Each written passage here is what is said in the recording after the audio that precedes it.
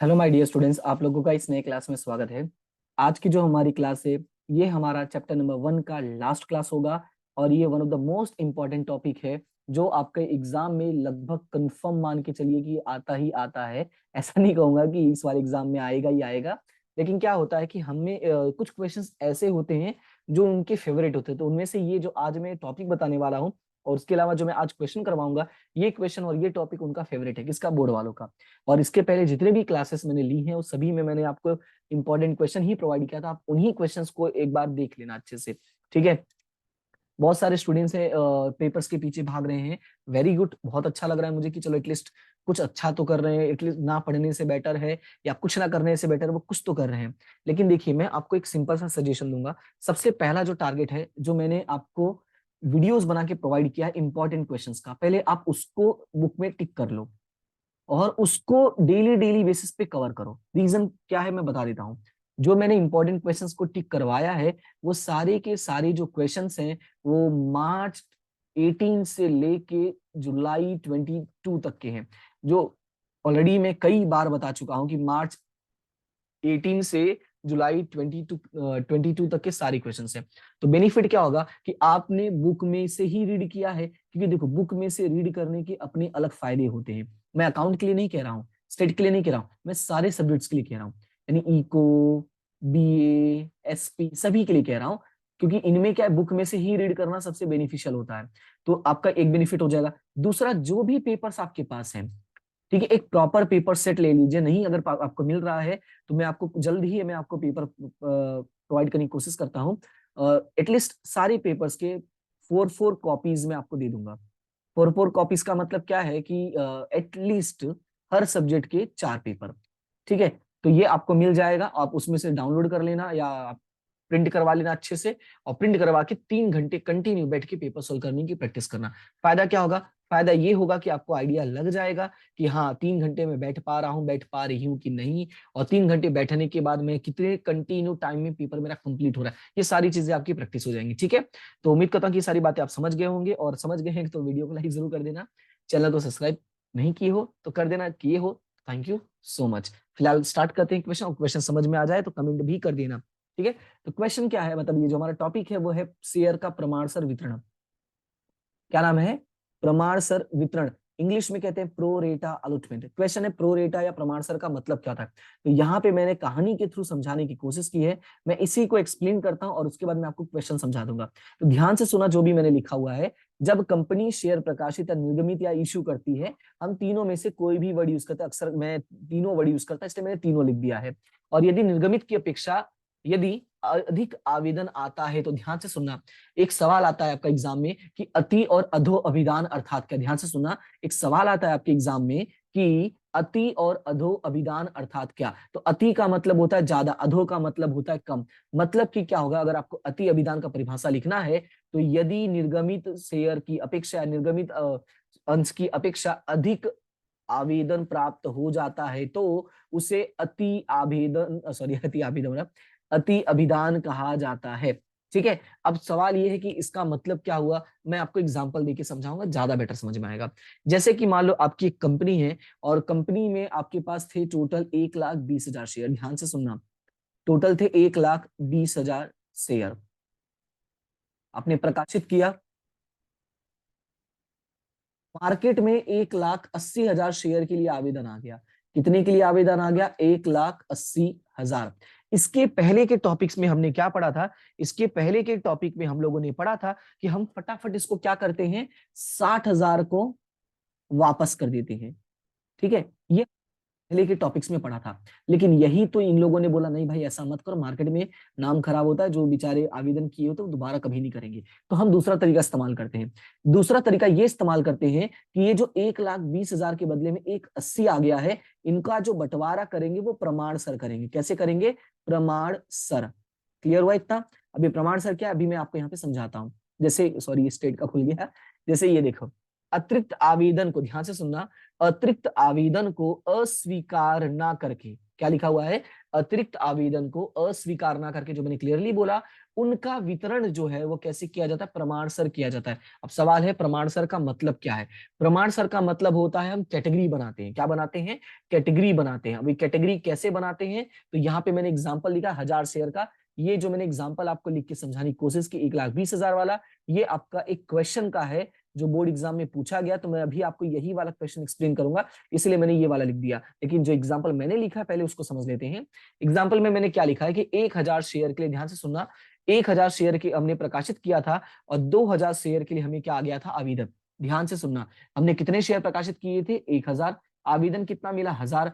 Normal परिस्थिति होता तो हम पूरा का पूरा 1000 क्या करते, वापस कर देते। लेकिन ये नॉर्मल वाला परिस्थिति नहीं, ये है प्रमाणसर की परिस्थिति, राइट। तो इसीलिए ये वाले टॉपिक को तो मैं हटा ही देता हूं। अब हुआ क्या कि स्वीकार की प्रक्रिया को समझने के लिए हमने क्या बनाई है, कैटेगरी।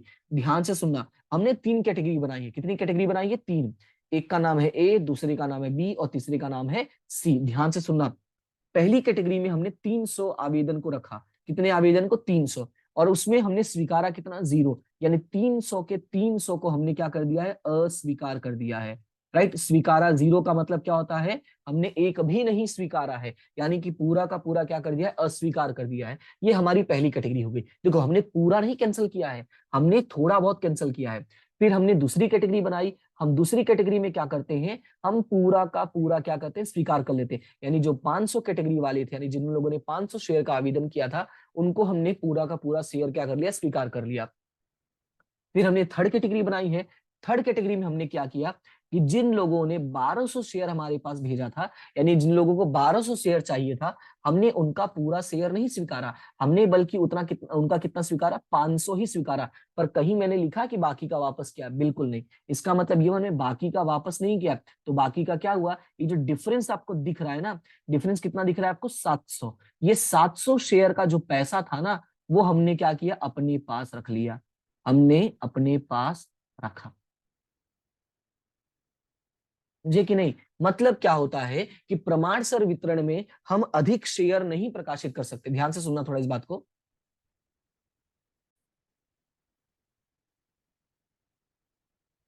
एक्स्ट्रा शेयर तो हम घर से दे नहीं सकते ना। एज पर द रूल हमने कितने शेयर मार्केट में निकाले, 1000 शेयर निकाले हैं। पर अब मार्केट में प्रॉब्लम होगी, 2000 लोगों ने रिक्वेस्ट कर दिया है। तो इसका मतलब ये नहीं कि 1000 शेयर हम अपने घर से दे देंगे, बल्कि हम एक रास्ता निकाले। हमने रास्ता क्या निकाला, हमने ये कहा कि भाई साहब, जिन लोगों ने एक्स्ट्रा पैसा दिया है, मतलब ये है जिन लोगों ने एक्स्ट्रा शेयर की रिक्वेस्ट की है, जिसमें है 700 लोग, आप लोग टेंशन मत लो, हम आपको अभी तो एक्स्ट्रा शेयर नहीं दे सकते, लेकिन आपको भविष्य में जो पैसा देना है ना, भविष्य में जो मांग देना है ना, तो देना, करना मत देना। क्यों मत देना, क्योंकि उसके बदले में हम लोगों ने आपका पैसा रख लिया है। हम आपको एक्स्ट्रा शेयर नहीं दे सकते हैं, लेकिन हमने रास्ता निकाला और उस रास्ते के तहत हम आपका जो एक्स्ट्रा पैसा है वो पैसा हम रख ले रहे हैं, इसलिए आप भविष्य में पैसे मत देना। मतलब ये हुआ कि जो 700 शेयर पे हमें एक्स्ट्रा पैसे मिले होते हैं, इस पैसे को हम अपने पास रख लेते हैं। क्लियर हुआ इतना। तो ये होता है आपका प्रमाणसर वितरण। अब थोड़ा सा और आगे बढ़ते तो मैं और भी चीजें समझाता हूं जो आपको याद रखना है। याद क्या रखना है कि जब भी आवेदन के समय रकम प्राप्त होती है, कौन सी वाली, यही वाली, तो सबसे पहले आवेदन के खाते में लिखते हैं। कहाँ लिखते हैं, आवेदन के खाते में, यानी कि पूंजी के रूप में, जो हमारी एक्चुअल वैल्यू है, हमारी औकात है, लिख देता हूं, ठीक है, किसी को बताना मत ये बात। हमारी औकात का मतलब यहाँ पे जो हमने क्या किया है, प्रकाशित किया है, मैं उसकी बात कर रहा हूं, ठीक है। फिर बाकी का जो बचा, जैसे इस वाले केस में कितना बचा था, इस वाले केस में बचा था 700 रुपए, क्योंकि हम स्वीकार तो सिर्फ 1000 ही कर सकते हैं ना। और यहाँ पे देखो 0 स्वीकारा, यहाँ पे 500 स्वीकारा, तो बाकी बचा कितना, 500 ही बचा, क्योंकि हमारी कैपेसिटी कितनी है, 1000 की ही है। तो हमने क्या किया, जो बाकी बचा उसको हम किस खाते में ले लेते हैं, आवंटन खाते में लेते हैं। इन केस फिर भी बच गया तो हम क्या करा, उसको करेंगे मांग में ले लेंगे। फिर भी बच गया तो पैसा वापस कर देंगे। हालांकि मैं आपको बता दूं, ये जो 2 केस है ना, ये केस आपकी बुक में नहीं है। हाँ, आप कॉलेज में जाओगे तो ये आपका एसवाई में आता है, ठीक है। लेकिन मैं आपको पहले ही बता दे रहा हूँ, तो थोड़ा क्या रहेगा, आपको रहेगा कि हाँ चलो हमने कुछ ऐसा सुना तो था कि भाई बच गया तो एक्स्ट्रा हम ट्रांसफर कर देते हैं। क्लियर है? तो ये है, आपको याद रखना है। यहाँ पे मैंने एक मैगी का एग्जाम्पल लिखा था, तो एग्जाम्पल को फिलहाल मैं रहने देता हूँ, क्योंकि ये जरूरी नहीं है इतना आपको समझाना। मैं सीधा आपको क्वेश्चन समझा देता हूँ। जो ये क्वेश्चन है, ये है क्वेश्चन नंबर 19, और ये आपको पूछा गया था मार्च 2019 में। और उसमें क्या हुआ था, आपको थोड़ा सा रकम चेंज करके पूछा था, बाकी सब कुछ यही था। ठीक है, अमाउंट चेंज किया था, मतलब ये है कि इन लोगों ने शेयर कम ज्यादा थोड़ा कर दिया, बाकी डिट्टो डिट्टो क्वेश्चन यही था। तो स्टार्ट करते हैं और समझते हैं कि इसको कैसे सॉल्व करते हैं। सबसे पहले लिखा हुआ है, शीतल इलेक्ट्रॉनिक्स लिमिटेड ने 1,20,000 इक्विटी शेयर प्रति शेयर 10 के भाव से आम जनता में प्रकाशित किए। तो जैसा मैंने कहा था, हम जिस चीज को फॉलो करते वही काम करेंगे। सबसे पहले हम लिखेंगे प्रकाशित 1,20,000 शेयर, जो मैंने कहा था ना शुरुआत में कि यही एग्जांपल मैं आपको समझाने वाला हूँ। दूसरा, फिर आगे लिखा है कि कंपनी ने निम्नलिखित रकम मंगाई थी। क्या क्या मंगाया था? आवेदन, आवंटन, अंतिम मांग। कितना मंगवाया था? 3, 3 और 4। तो यहाँ पे मैं लिख दूंगा आवेदन में 3, आवंटन में 3 और अंतिम मांग में 4। इस तरीके से 10 रुपए टोटल मंगवाए थे। ध्यान से सुना, इस तरीके से टोटल कितने रुपए मंगवाए थे? 10 रुपए। मैं कलर चेंज कर देता हूँ, क्योंकि पूरा का पूरा ब्लैक में ही लिखा है तो मिक्स हो जाएगा। तो मैं यहाँ पे red, blue, black, blue, pink जो भी मिलेगा वो रख दूंगा। तो फिलहाल मैं रेड लेके चलता हूँ कि 10 रुपए हो गए टोटल। फिर आगे सवाल में लिखा है, आम जनता के पास से कुल 1,80,000 शेयर के लिए आवेदन पत्र मिले थे। कितने शेयर के लिए आवेदन पत्र मिले थे? 1,80,000। तो यहाँ पे हम क्या लिखेंगे? देखो, सॉरी, दूसरा पेज आ गया, ये रहा। आवेदन मिला था 1,80,000 शेयर के लिए। बाकी का जो 60,000 है वो हम प्रमाणसर के तौर पे बांटेंगे। इसीलिए इसका नाम क्या? प्रमाणसर वितरण है। हमने वापस नहीं किया, प्रमाणसर वितरण किया। कैसे किया है उसके लिए यहाँ पे देखो जानकारी प्रस्तुत की है। लिखा है कि 48, देखो यहाँ पे देखो 48,000 लिखा है, 36,000 लिखा है, 96,000 लिखा है। मतलब यहाँ पे भी कितनी कैटेगरी बनाई है इन लोगों ने? 3 कैटेगरी बनाई है। तो ये कैटेगरी कैसे बनाई वो ध्यान से सुना। 48,000 शेयर आवेदकों के संपूर्ण शेयर स्वीकृत किए। संपूर्ण का मतलब पहली कैटेगरी में सबको शेयर मिल गया है। तो यहाँ पे देखो लिखोगे कैसे, इस वाले पॉइंट को आप ध्यान में मत रखना। ठीक है, इसको मैं क्या करता हूँ, थोड़ा गायब कर देता हूं, ताकि आपका मन जो है वो भटकाए ना। ठीक है, मैं चाहता हूं कि जो मैं आपको एक्सप्लेन करूंगा बस उसी पे आपका ध्यान होना चाहिए। बाद में इसको साफ भी कर दूंगा, ऐसा नहीं है कि नहीं करूंगा, दूंगा तो भी कोई दिक्कत तो नहीं है।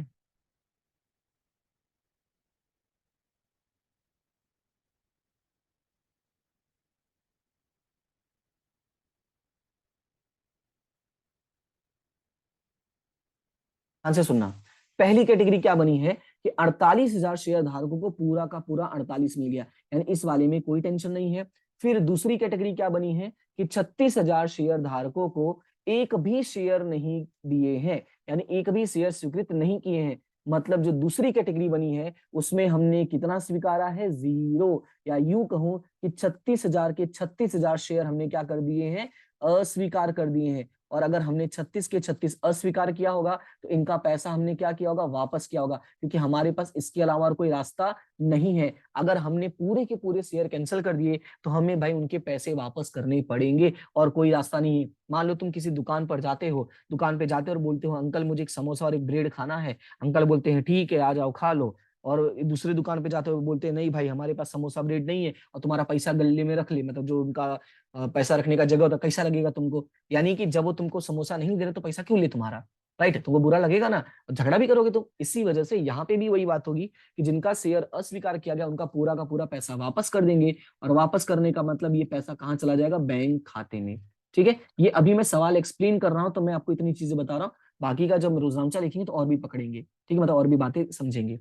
फिर आगे लिखा है कि 96,000 शेयर आवेदकों के कितने शेयर स्वीकार किए हमने? 72,000। अब जो थर्ड कैटेगरी बनी है उसमें ध्यान से सुनना। हमारी कैपेसिटी जो थी वो थी 72 की। कैसे पता चला अभी समझाता हूं मैं। एक काम करो, इसको भी मिटा देता हूं, ध्यान से सुनना।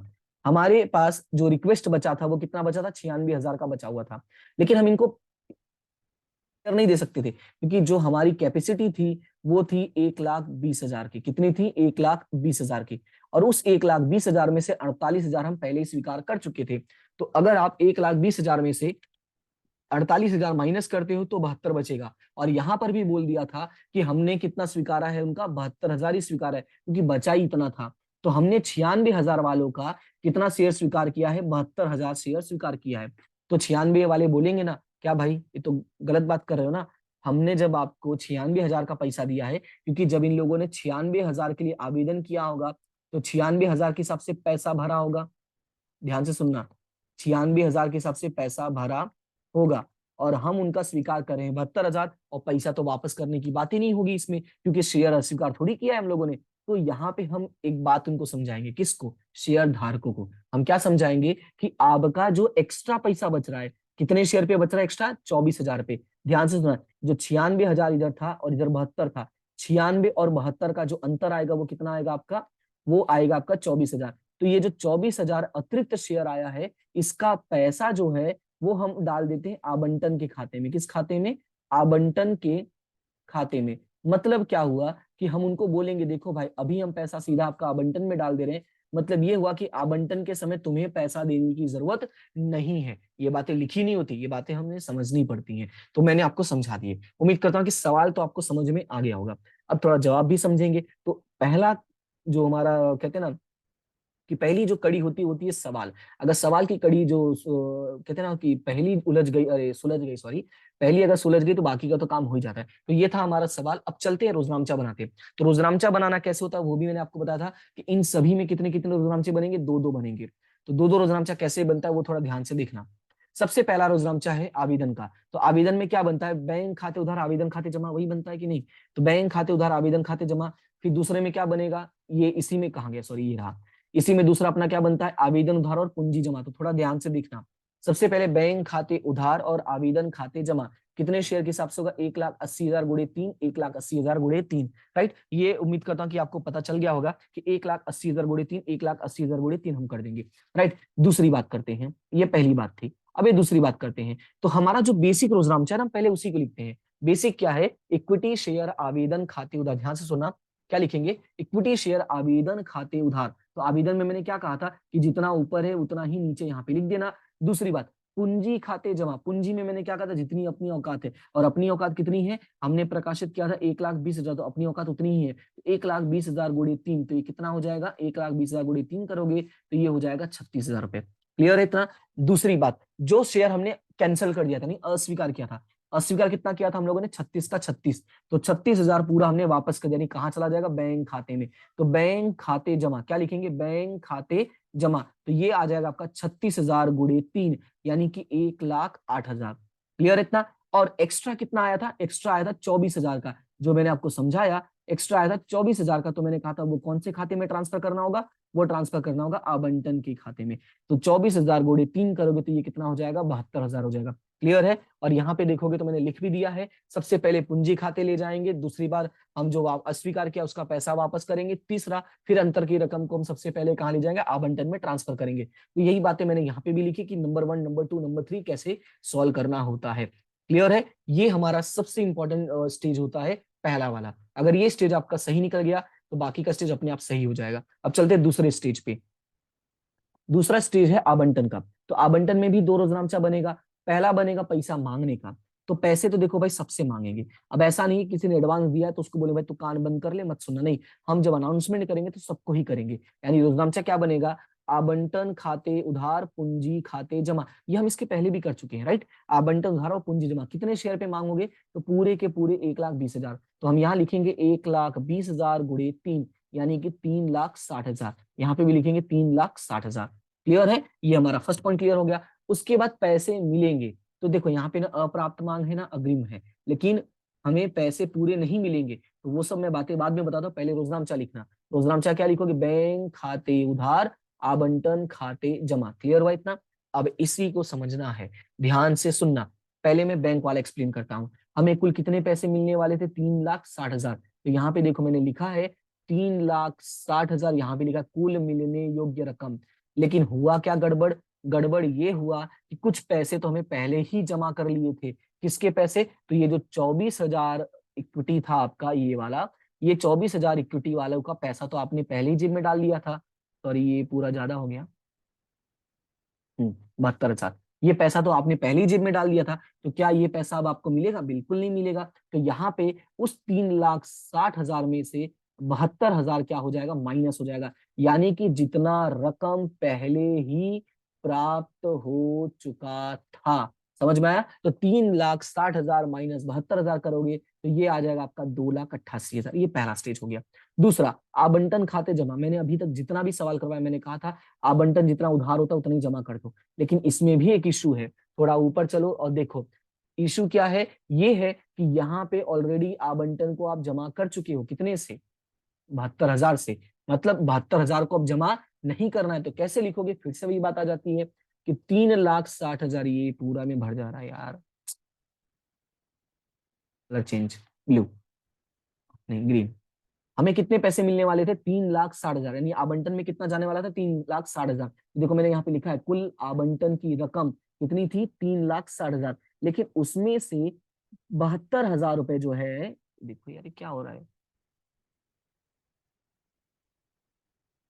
उसमें से जो 72,000 रुपए है ये ऑलरेडी आवेदन के समय ही रकम आवंटन खाते ट्रांसफर कर दिया था। तो मतलब ये है जब हम पहले ही ट्रांसफर कर चुके थे तो हम दोबारा नहीं लिखेंगे। अगर हम दोबारा यहाँ पे 3,60,000 लिखते हैं तो होगा क्या, 360 इधर भी आवंटन में जमा हुआ और इधर भी 72,000 जमा हुआ, तो खतौनी करते समय आवंटन के जमा में रकम बढ़ जाएगी, तो वो हमारा हो जाएगा गलत इंफॉर्मेशन, इसीलिए हम नहीं लिखेंगे।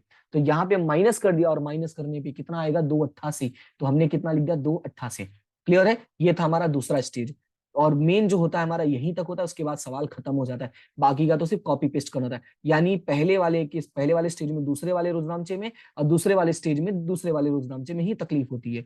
उसके बाद आया अपना थर्ड वाला स्टेज। थर्ड मतलब क्या है, अंतिम। अंतिम में तो वही होगा, पैसा मांगा पैसा मिला, इस वाले में तो कोई लफड़ा ही नहीं है। तो पैसा मांगा पैसा मिला, मतलब अंतिम मांग खाते उधार, पूंजी खाते जमा, बैंक खाते उधार, अंतिम मांग खाते जमा। कितने शेयर है, 1,20,000, कितने के भाव से, 4 के भाव से। तो फटाफट 12 चौक 48, 480, 480, 480, 480 लिख दिया हम लोगों ने। क्लियर है इतना। तो ये था आपका आवंटन, कौन सा वाला, प्रमाण सर वितरण से बंटवारा करने का तरीका। तो उम्मीद करता हूं कि ये सवाल आपको समझ में आ गया होगा। फिलहाल मैं प्रमाण सर का एक ही क्वेश्चन बता रहा हूं क्योंकि यही वाला एग्जाम में हर बार पूछा गया है, तो उम्मीद करता हूं कि आपको समझ में आ गया होगा। इसके साथ ही साथ एग्जाम्पल नंबर आप 15 भी कर लेना, वो भी सेम टू सेम ही है। ये दोनों क्वेश्चन जो है बोर्ड एग्जाम वालों के फेवरेट है, तो ये दोनों क्वेश्चन कर लेना। और इनके अलावा जो जो क्वेश्चन मैंने टिक करवाए हैं उनको भी एक एक बार एटलीस्ट करने की कोशिश जरूर करना, कैटेगरी बना के सॉल्व करना, जैसे मैंने कैटेगरी बना के पढ़ाया है। ठीक है, तो फिलहाल आज यहीं पे हमारा चैप्टर नंबर 1 खत्म होता है। नेक्स्ट क्लास से मैं स्टार्ट करूंगा चैप्टर नंबर 2। चैप्टर नंबर 3 जो है मैं ऑलरेडी वीडियो अपलोड कर चुका हूं, वो भी बहुत ही डिटेल में, तो उसका डिस्क्रिप्शन में लिंक मैं आपको प्रोवाइड कर दे रहा हूं आज ही, ताकि आपको पता चल जाए और आप अभी से चैप्टर नंबर 3 देख लो। चैप्टर नंबर 2 में भी मैंने कुछ वीडियोस बनाए हैं, तो मैं सारी चीजें नहीं बनाऊंगा, जो चीजें मैंने छोड़ दी हैं मैं वही बनाऊंगा। बाकी की जो चीजें वो मैं आपको डिस्क्रिप्शन में ही प्रोवाइड कर दूंगा आने वाली नेक्स्ट क्लास में। और उसका मैं प्रॉपर प्लेलिस्ट बना के भी मैं आपको बता दूंगा कि कहाँ से आपको मिल जाएगा। आप टेलीग्राम ग्रुप पे जुड़ जाओ, अगर टेलीग्राम ग्रुप पे नहीं तो मेरा व्हाट्सअप नंबर अगर आपके पास है तो वो सेव कर लो ना। हालांकि मैं सजेशन दूंगा कि आप टेलीग्राम ग्रुप में ही जुड़ जाना, उसका लिंक भी मैं डिस्क्रिप्शन में दे दूंगा, ताकि आपको वहां पे सारी इंफॉर्मेशन मिलती रहे। और उसके बाद आएगा चौथा चैप्टर। तो जो चौथा चैप्टर है वो थर्ड के ही तर्ज पे बनता है, तो चौथा भी मैंने थोड़ा सा बताया है, तो आप वही वाला सवाल कर लेना। चौथा ऑलरेडी कंप्लीट है, पांचवा नहीं कंप्लीट है, छठा कंप्लीट है। कहने का मेरा मतलब है कि मेन मेरा जो मुझे दिक्कत दे रहा था वो यही था कि मैं पहला चैप्टर नहीं करवाया था लास्ट टाइम। बाकी मैंने करवा दिए थे, तो उनका प्लेलिस्ट अवेलेबल है, तो वो आप देख लेना। ठीक है, बाकी कोई भी समस्या कोई भी प्रॉब्लम है तो आप कमेंट करके बता देना, ताकि मुझे पता चले। आप कमेंट करोगे तब पता चलेगा आपके मन में क्या है, वो मुझे यहाँ से समझ में नहीं आएगा। आपका फेस भी नहीं दिखता, आप भी नहीं दिखते, तो मैं अंतर्यामी हूं नहीं कि वीडियो कौन देख रहा है वो मैं पता कर लूंगा। ठीक है, तो इसलिए जो भी बातें आप कमेंट करके जरूर बताना, अच्छा बुरा जो भी होगा। ओके, फिलहाल आज के लिए इतना ही, मिलते हैं नेक्स्ट क्लास में, तब तक के लिए thank you so much and have a good day.